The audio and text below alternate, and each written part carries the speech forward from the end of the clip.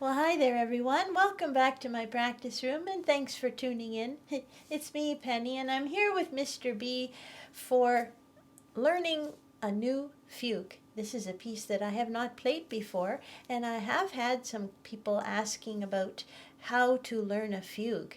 And this is an interesting question. There's a lot to unpack there, but I think if we boil it down to its core, learning a fugue should really not be any different from learning any other piece of music. Yes, this music is hard to play, but if we approach a fugue as though it were some sort of scholarly, scientific mind puzzle that only a very few who climb the mountain can attain greatness, and that there are nothing but rules to be broken on the way up to the ladder, uh, well, you're shooting yourself in the foot. It's kind of like when you're looking to do your laundry, and you find you got an old sweatshirt and some old t-shirts, socks, and that'll be safe if I throw it in the washing machine.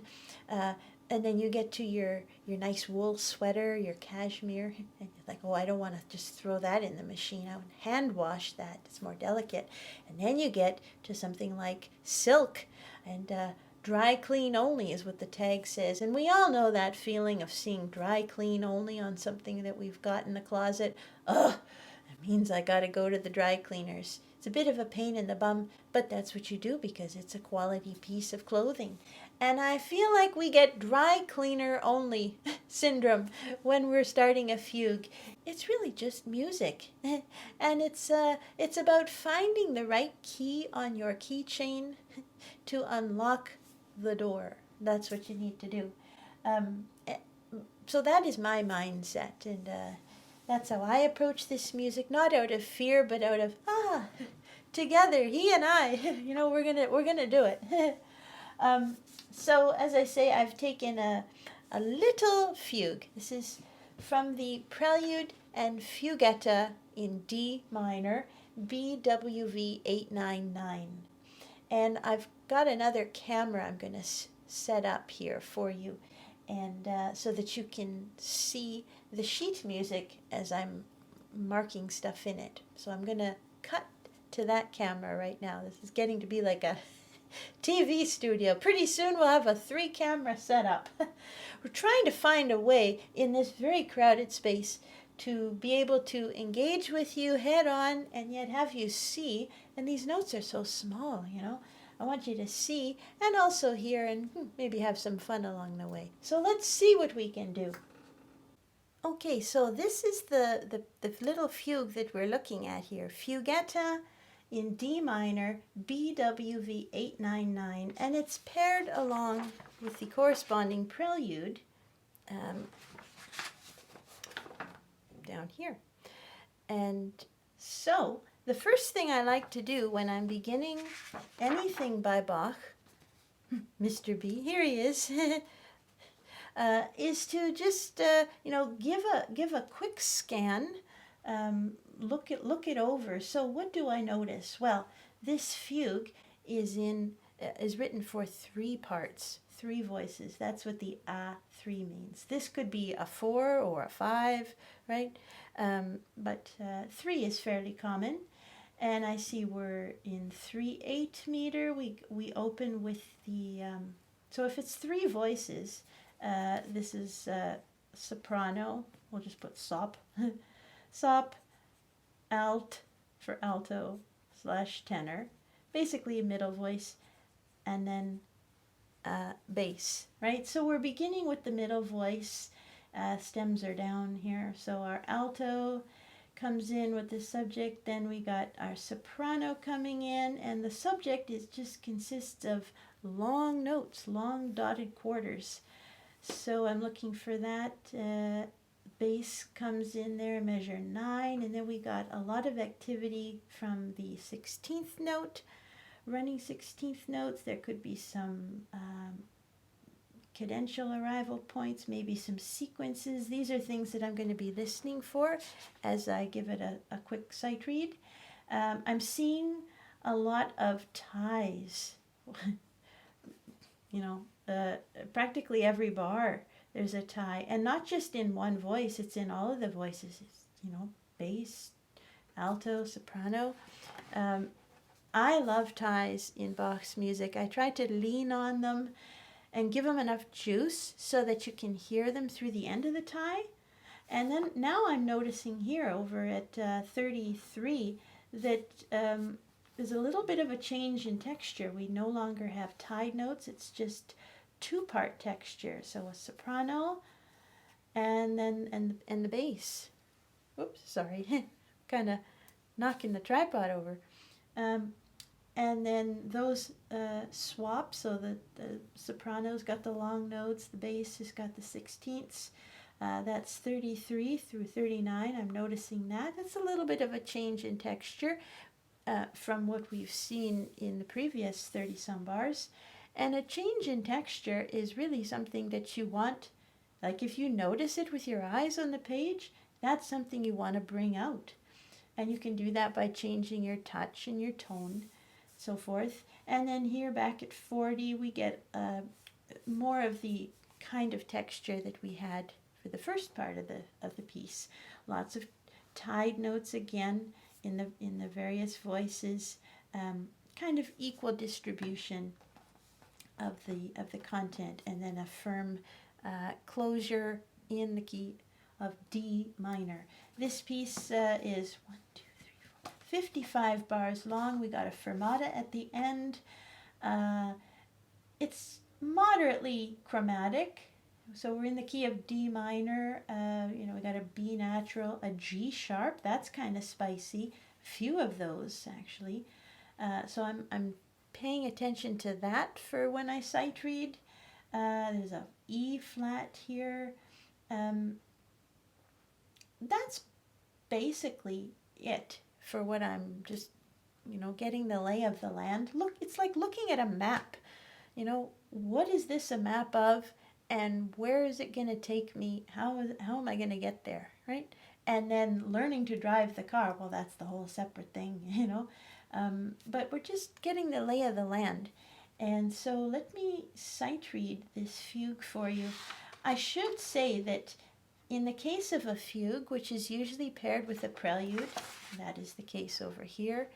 I hate when they start at the bottom of the page, but anyhow, I make sure, and I recommend to you as well, to sight read the prelude as well, because the two pieces are a set, and I think whatever personality and color and character you choose to give your fugue should be complementary to what you give to your prelude. So maybe your prelude is kind of a mournful, laid-back, solemn kind of introspective kind of mindset or mood, then something a little bit different, not the same mood in the fugue, because you want them to, pair nicely together. And I'm not going to sight read this prelude for you here, because this is just a little video devoted to fugues, So we're just, I will try this again and again to try to get better at it.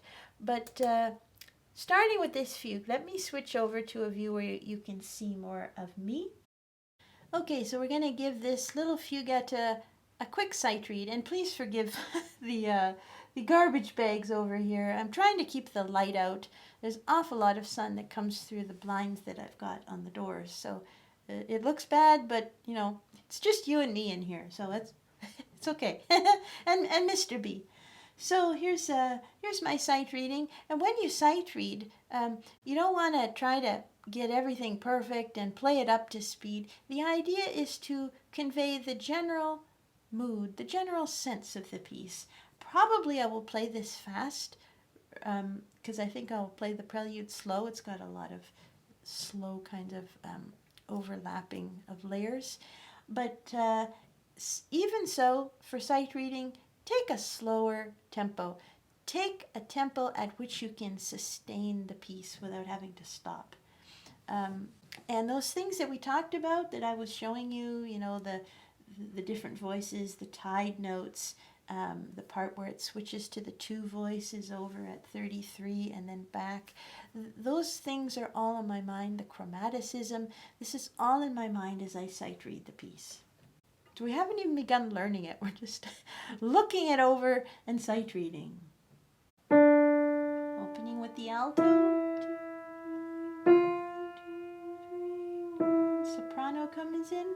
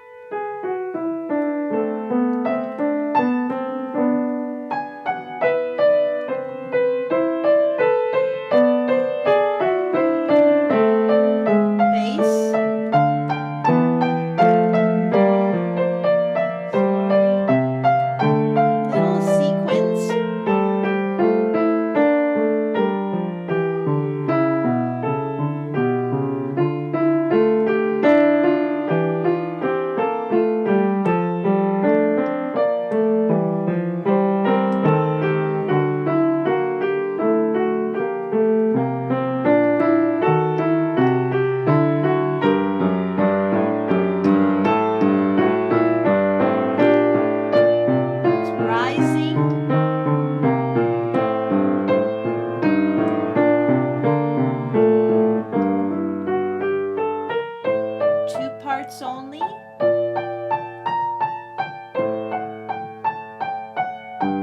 Switching hands.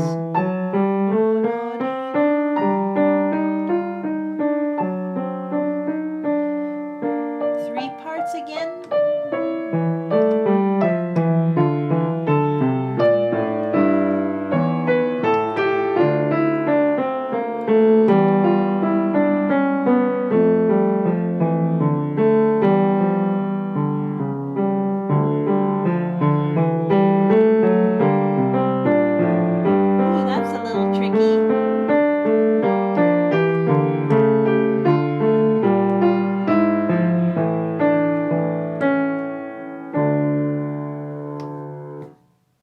Okay, so that's the general idea when I'm sight reading it. And then I take my pencil, always a pencil, never a pen or a marker or a crayon, but a pencil, something you can erase. And I'm just going to put in brackets here because this is a fugue, and a fugue always begins with a solo few notes, a solo melody. We call it a subject. And here, this subject begins in our middle voice.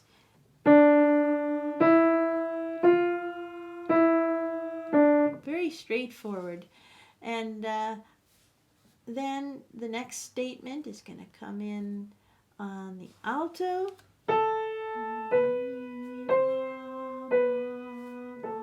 They're not identical every time, that's the thing. But I try to go with the mindset of, does this make me think of the subject? Is it reminiscent of the subject?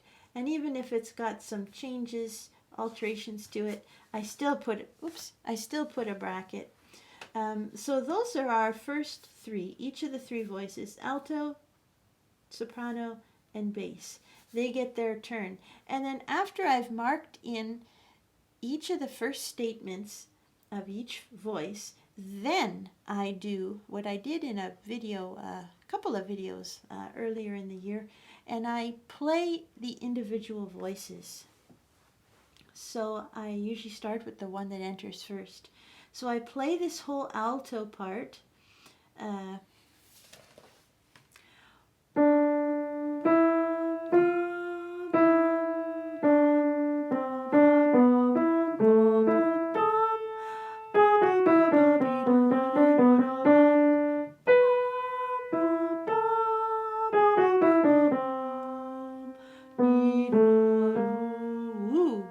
And note things along the way when your ears perk up, like they did there on that B flat, preceded by a B natural, then maybe, circle it. Or what I like to do is just, sometimes I'll just write in, literally, Mr. B, with an exclamation point.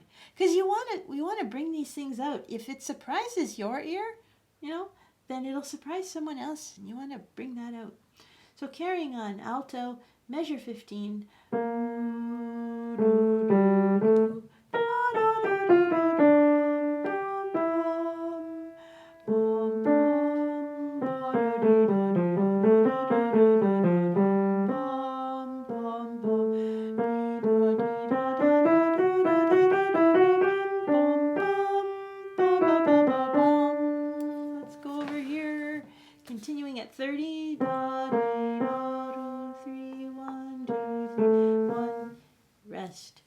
rest, rest, rest, rest, rest. Middle voice is resting all the way until 41. Here we go. 1, 2, 3, 1, 2.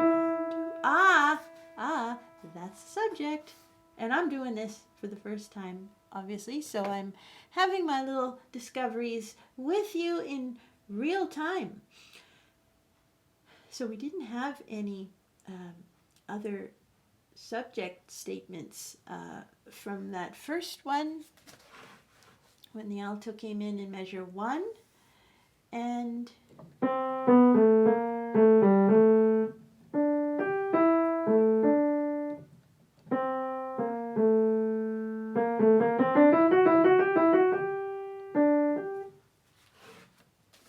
until measure 41. Now sometimes when I'm doing this, and I figure I've got all the entries of the subject marked in, and then, few days, few weeks will go by, and then, oh, hang on, that one, I'll find something else that reminds me of one of the subject entries, and, then you add it. So it's always changing.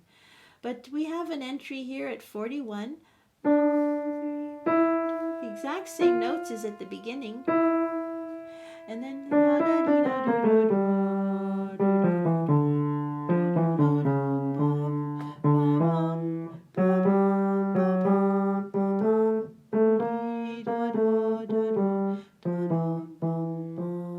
there's our alto. Then I go back to the beginning. Which voice came in second? Well, it was our top voice here. So then I'm going to play the top voice. You can assign names to them. I did that in one of my other videos. Makes it kind of fun. Okay, so here we go with the soprano. That's our entrance there, marked off. 1, 2, 3, 1, 2, 3, 1, 2, 3, 1, 2, 3.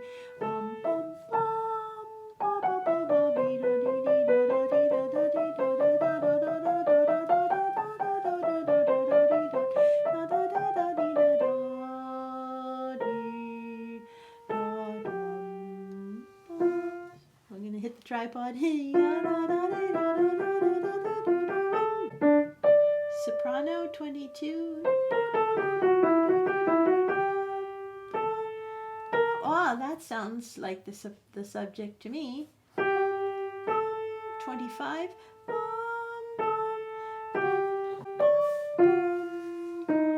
Ooh, that's a surprise. I'm going to circle that E flat.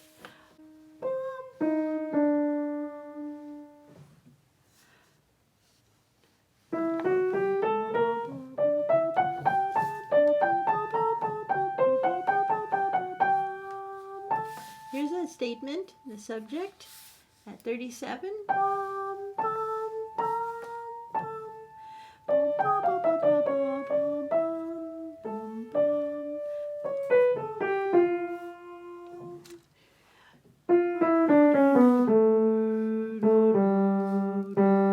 We got some little syncopations here with these tied notes coming in on the weak part of the beat at 48-ish.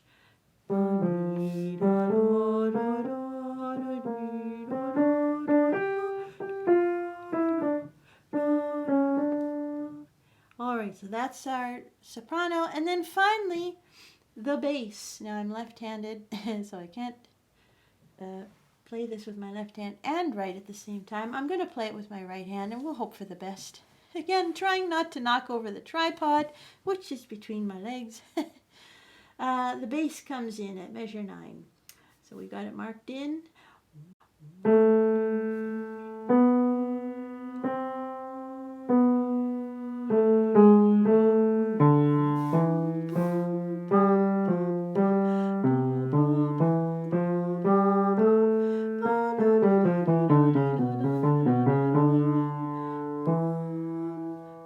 There it is. It's another statement there in the bass at 20. Well, you have to be paying attention, otherwise they'll get past you. Like whack-a-mole, and you won't whack them. Woo,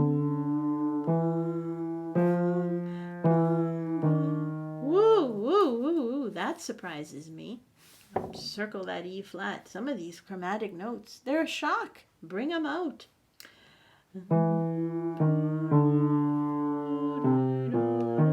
Ooh, that's a little disjunct and funky.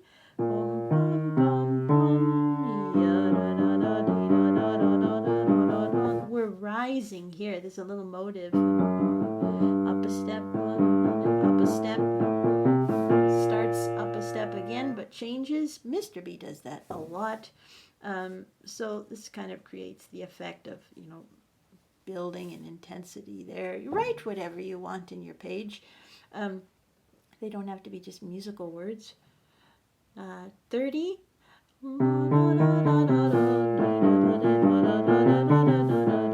Here we got at 33 in the bass, statement of the subject.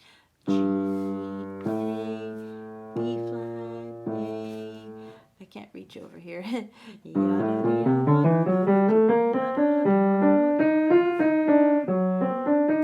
That's lovely there. A little sequential movement here from measure 39. Repeats down a step. Very sad there. F sharp, C, E flat. Kind of, we don't have there's an A in the top. Kind of reminiscent of a diminished seventh chord there. 41.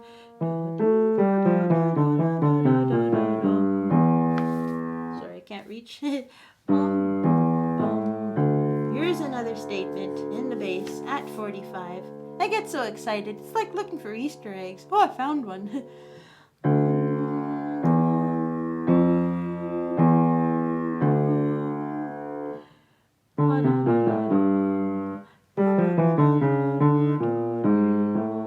That's kind of fun, eh? The G sharp. Okay, so we've heard each voice once.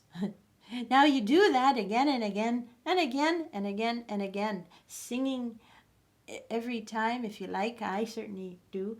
And so that you can be in intimate terms with those voices. And that's the only way to do it, is just play them by themselves again and again. It's just a 2-page piece, so it, shouldn't take too long. And as you're doing that, the contour of the intervals will start to form in the shape of your hand will start to develop some sense of flexibility, so that when you're approaching wide intervals, you can sort of open a little bit more, rotate, so forth. All of this, like each piece of music is like a glove. You want to form that glove to the shape of your hand, and be on intimate terms with the intervals, like the distance between all of the notes, so that you can move and rotate accordingly. So it's all without bumps. So there, yes. And then I noticed there were a few little sequences. So as I go, we've now sight read it, and we've now played each of the 3 voices. The next thing would be to, I think, go back, and I'm just going to move this tripod a bit.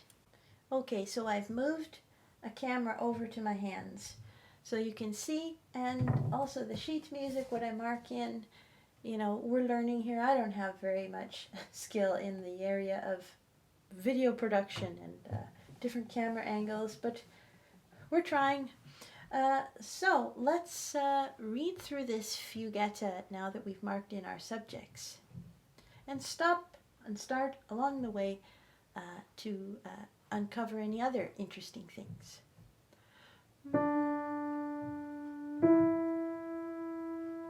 I've already got my right hand ready, even though it's not playing. You want to be prepared. And both feet on the pedals, too, at all times, even if you're not using them. And yes, even though we don't have a third camera on my foot, I am pedaling. Probably little touches of pedal for each of these. Pedal, just little quarter changes to sort of warm the sound a little bit. slowly. 1, 2, 3, 1. Here comes the soprano. And I'm enjoying the tonic in my left hand. That note, D, which makes a fifth when the right hand comes in. If you have fifths or fourths in Bach, octaves too, but especially fifths, dig into them, hear them, listen to them. They give, like, I don't know, support beams to the building.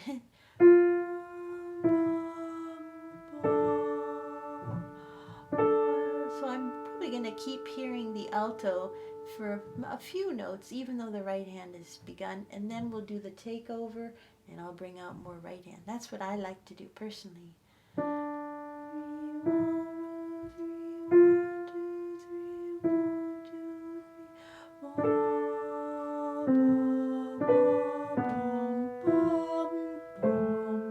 That's something I want to hear.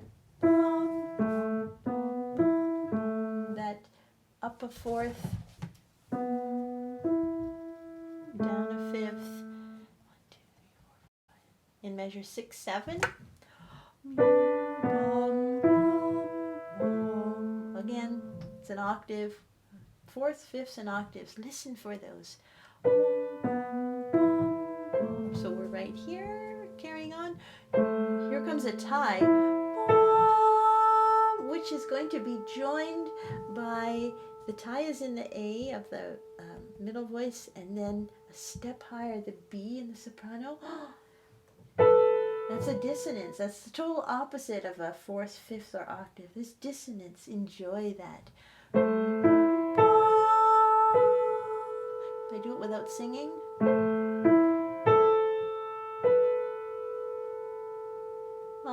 You want to hear those things right here.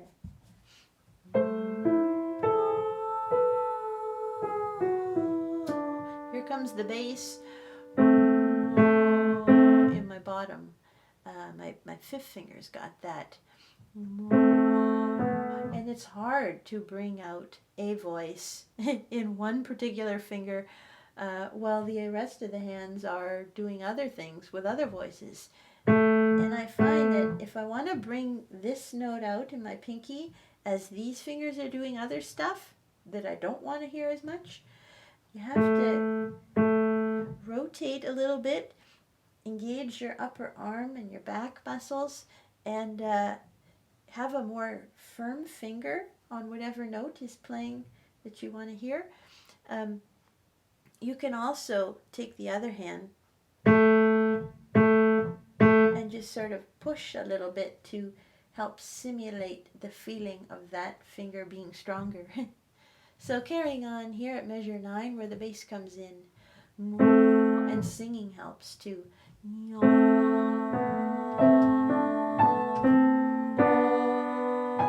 I'll probably grab this B natural in my right hand. I want to hear that. I can't resist. Because it creates another suspension, this B. In fact, I'm going to put a little heart there. As I'm also going to add one there in that previous spot where we had the tied note. Hearts, for me, these are moments that are just so incredibly beautiful. And you want to hear that. It's so juicy, right? Here we are at measure 10.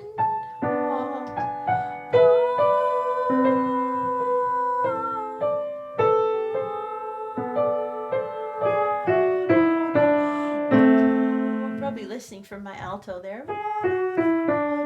It's got a long note. In general, and Leopold Godofsky talked about this. I need to make a shorts video about this. Long notes your rhythm can be sharpened or enhanced by lengthening your long notes and shortening your short notes. It's all relative. So in this piece, the dotted quarter with a tie is a very, very long note. So lengthen it. Go to your long notes and sort of breeze through, be lighter in touch on your short notes, such as the 16ths. So measure 13. So my fingering got off.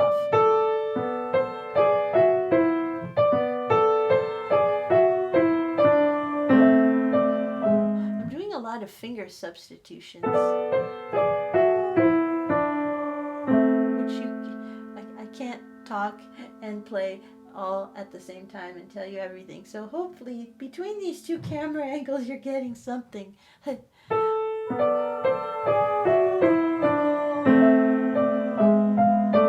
letting my soprano take off here. I want her to be heard. Because she's reaching higher and higher.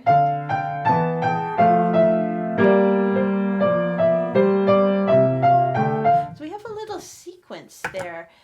Measure 13, 14, 15, 16. I'm going to put a little, this is what I do, a full bracket at the beginning and end, and then I just mark in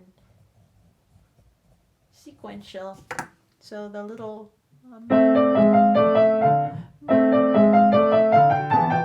gets repeated down a step. And they don't always have to be exactly precise, but if it's basically a sequence, if it sounds like a sequence, then mark it in and have some fun with that. I think sequences can be lighter because they're not imitative in the way that the subject is when we're hearing it. So here's that sequence.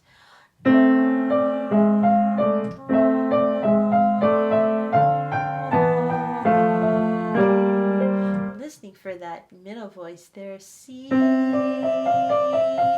natural, A, B flat. That's the one where I wrote Mr. B. Oh, that's a surprise. We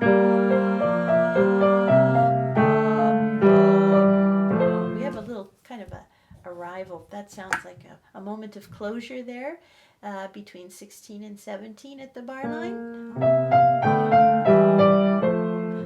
Bit of a cadence.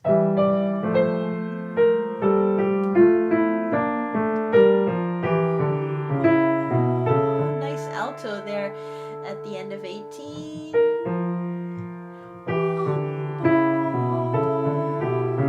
Here's our subject in the bass at 20. Give myself a D.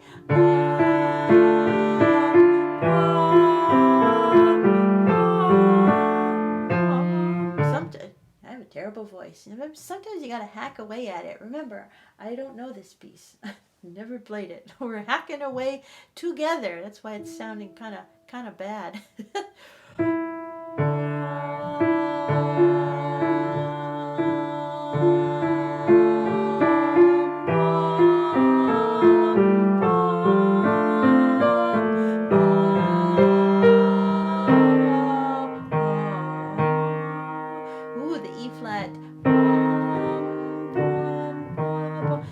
By half step is another thing I like to listen for. That's what we have here at the end of 23 into 24. Especially when it's a half step above the tonic, right? This is a D. We're in the home key of D minor. And so that E flat is quite Neapolitan, very juicy.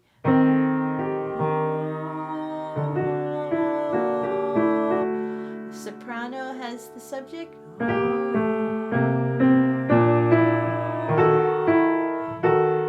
that's a spicy moment, very chromatic. Something is working itself out. We already have here at 27, 8, and 9 in the bass that it's building because it's repeating up and up and up a step.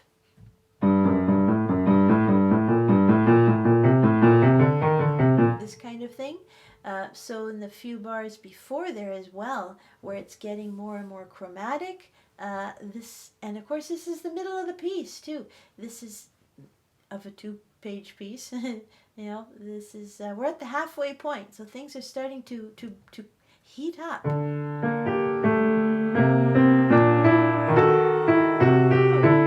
And so you want to play more deep into the key with more clearer articulation, a more generous sound. And with each statement that's up and up and up, each one more intensity of sound. That means you have to plan your sound and not let it all out of the bag. Let the cat out of the bag. A little bit more.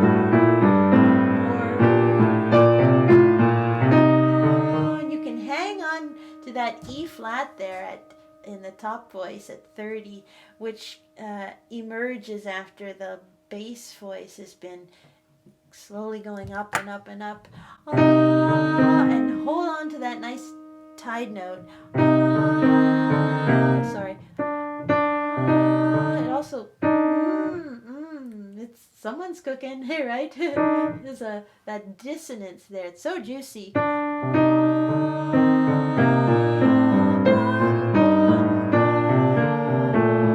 That's kind of nice there. This in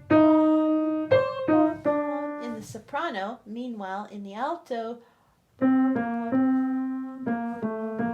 And if you want to hear more dialogue, more equity, more participation between a couple of voices, then split them up. Obviously, the right hand is going to play all of this in the end, but split it up. It helps you hear better. So I'm going to take soprano in my right and middle voice in my left so that it's easier to give a different color of sound. We don't know the notes yet, so we have to make some of these little modifications along the way in order to hear.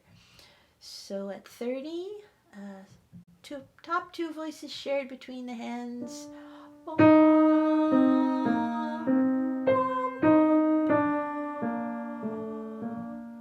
That was with the soprano being more etched out. If I swap, and actually I think that's what I'm going to do, but if I swap, actually I'm going to back up to the previous bar because that's really where it starts. I'm going to bring out more middle voice here and less top. This is at 29. Ooh,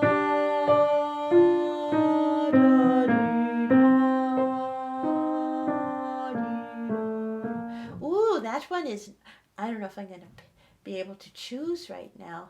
Sometimes you just get so excited and something is so beautiful you can't possibly choose. You just have to let it sit in your mind for a while.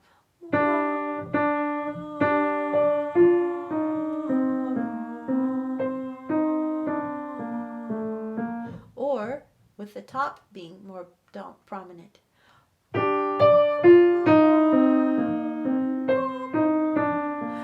My first thought was that I wanted it very top heavy there, but now that I do it a few times, I kind of like the alto, which is honestly, I always seem to go for the middle voice or the left hand. Maybe I'll put a little smiley face. These things all help me. So some nice imitation there.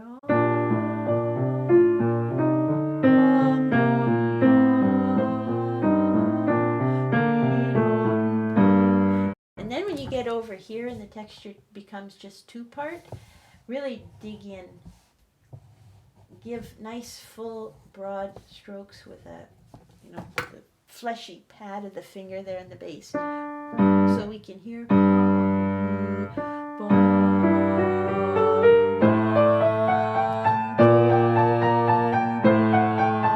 And then same thing with the soprano there at 37.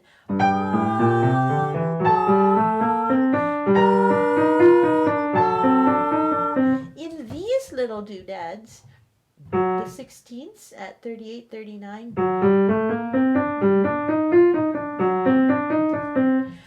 I would want to put like a double stem on, well, maybe not that one. I want to listen for this G downbeat of 39 going to F sharp downbeat of 40. It's movement down by step. There's a lot of 16th notes there.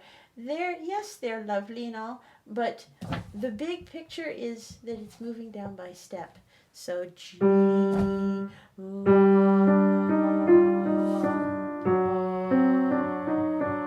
you can practice by holding that note down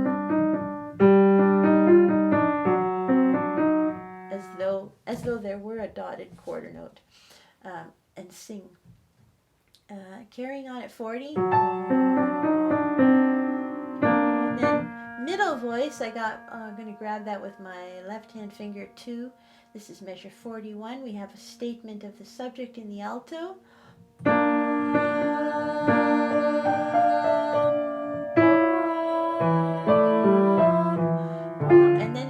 reaches up, the right hand grabs it.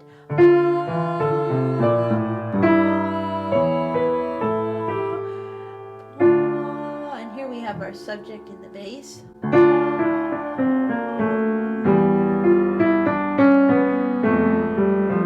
going to have to work out some half-decent fingering. That will come over the coming days. I'm not all going to get it all worked out in the initial sit down. We got to wrap this video up. It's going to be long. 45. Singing my bass subject. In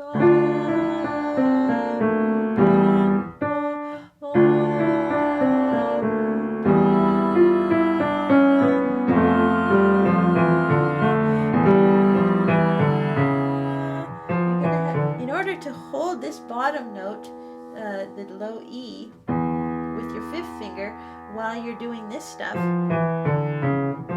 you gotta do some serious A-OK kind of hand shape there. You know? It's a stretch, and we need that. You gotta hear that anchor below. Same thing here. I'm gonna do a little substitution.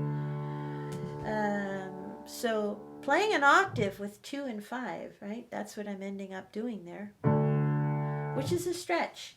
And if you don't stretch before you practice each day, then these things could hurt, or you might not even be able to reach it. So work up to it. That's why these little two-piece pieces are nice. The inventions as well.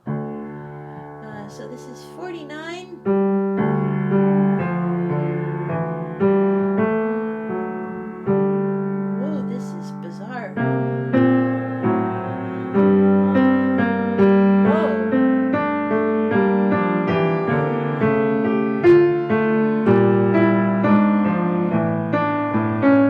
The last 2 bars are nothing special. It's just 5-1. But this business here, 49, 50, 51, 52. And this is something you can do when it's starting to get overwhelming, as it is for me right now. This passage is kind of tricky, and clearly it's intense. I can feel it rising through these bars. Assuming you've done enough playing of the single voice, then take 2 and put them together. In other words, leave 1 out. So this, I'm going to try the alto and bass from 49 right here. Ready, and...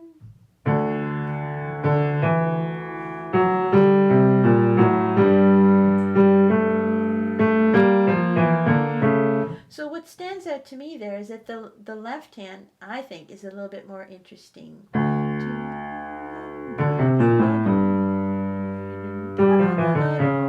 It's got this ya-da-da-da-dum that gets repeated, whereas the middle voice,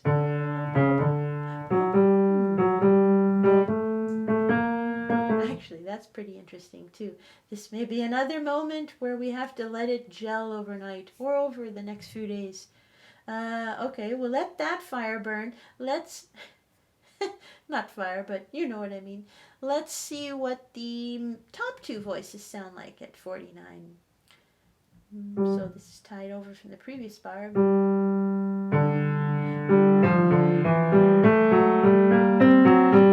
Oh, okay. Here, this seals the deal for me, for now anyway. It's the soprano and alto where the bulk of the intensity is coming from. Let me do that again.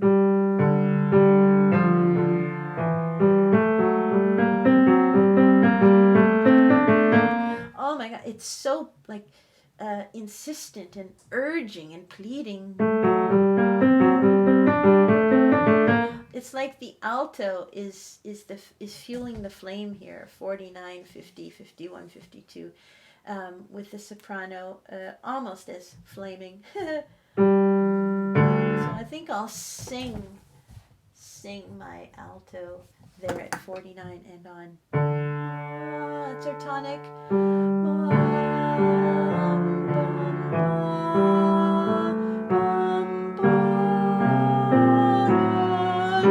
A little bit more. Oh, I'm getting goosebumps.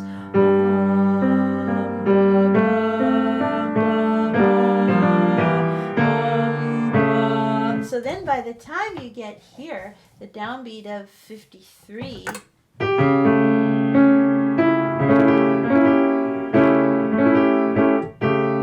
of a dominant seventh. It's our home key. So an A7 with that suspension on the top is an arrival point. You know, we can put a little star there. So from 49, 50, 51, 52 to the downbeat of 53, that to me is one big build up for our lovely alto. A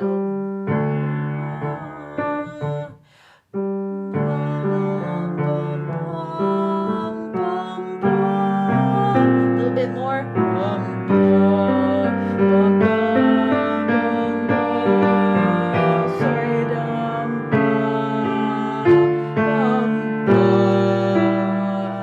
And so I've been singing my alto through 53. And then I think I'm going to want to swing down and bring out that G sharp in the bass, because that is a funky note in the key of D minor. That's your tritone. The evil, what is it? The devil's interval?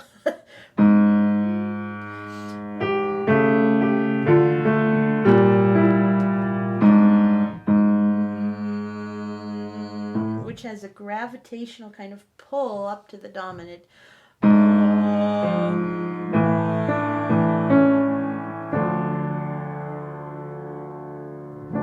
Yeah, and notice there's a fermata at the end, at least in this edition, and that is another cue too, to just stay on the keys. Don't be in a hurry to get off and cook dinner. Just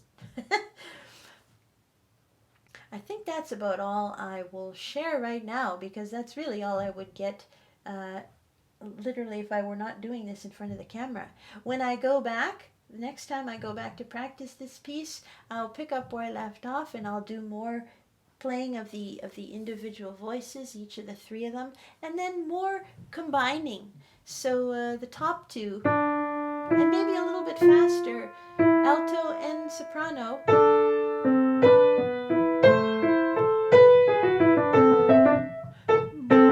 I'm not ready to play it fast yet.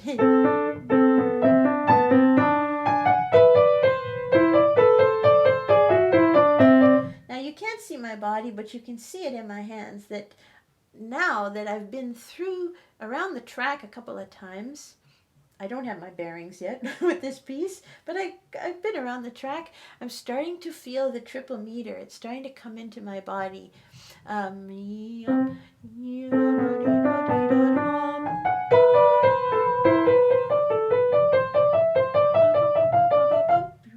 1, 2. No corners, no sharp edges, very rounded. Yum, bum, bum, bum, bum. Feeling a nice round triple meter. And so working that in as you further get comfy with the individual voices, and then combining two at a time. Take your soprano and alto, take your soprano and your bass, and then take your alto and your bass. And then slowly, over the course of a few days or weeks, months, put all those parts together. And if you notice anything else in the score, then write it in. And little hearts and little exclamation points is all good stuff. All right, so that wraps up this little practice video, practice vlog in how I go about learning a fugue. This was just more of a let's drive our bike around the track once to get the lay of the land kind of thing. So I hope it's helpful, and I'll certainly be trying to do this kind of thing again in the future to share what works for me and my passion for this music, and the playfulness that I enjoy as I go about learning it. So that is it for now. Thank you for watching, and happy holidays wherever you are, whatever you are celebrating. Even if you are not celebrating anything particular, you can celebrate music and the fact that we're all here alive and we made it through another year. So anyhow, happy practicing. Stay well, stay safe, and we'll see you again soon for more performances of Bach's music and practice tips. Bye-bye.